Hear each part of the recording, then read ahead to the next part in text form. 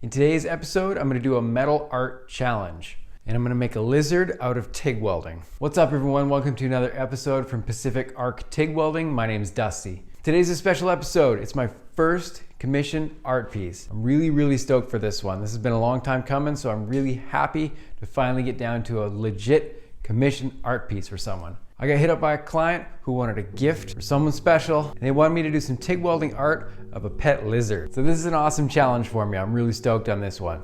So I started playing around with some ideas on a two-dimensional surface, and I wasn't really feeling it. So after throwing around some ideas in my sketchbook, I decided let's get into 3 dimensions on this one. We're gonna make a 3-dimensional lizard. I have a rough idea how I'm gonna do it in my head, so we'll get down to transferring the sketches into person, and then we'll build it up from there. This one's gonna be fun. Stick with me.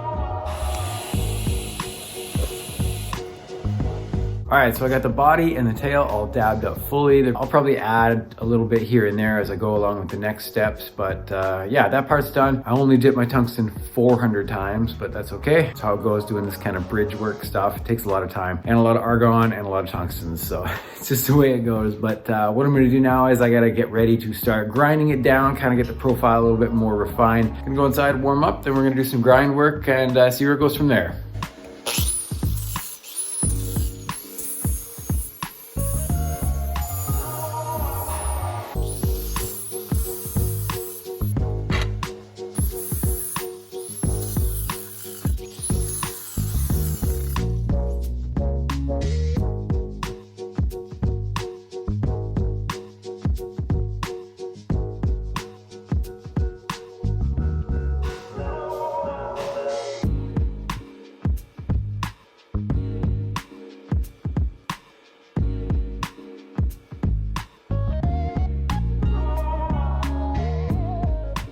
All right, so there we go. We got the body of the lizard totally ground down. I'm pretty happy with everything, how it filled out. I got a decent profile, so I got like some depth to the little guy. I got rid of all the pockets of contamination and oxide on the surface. So what I'm dealing with now is a clean stainless steel surface. So next up, I gotta do the head, get the head shaped properly, and then blend the head into the rest of the body. So stick with me.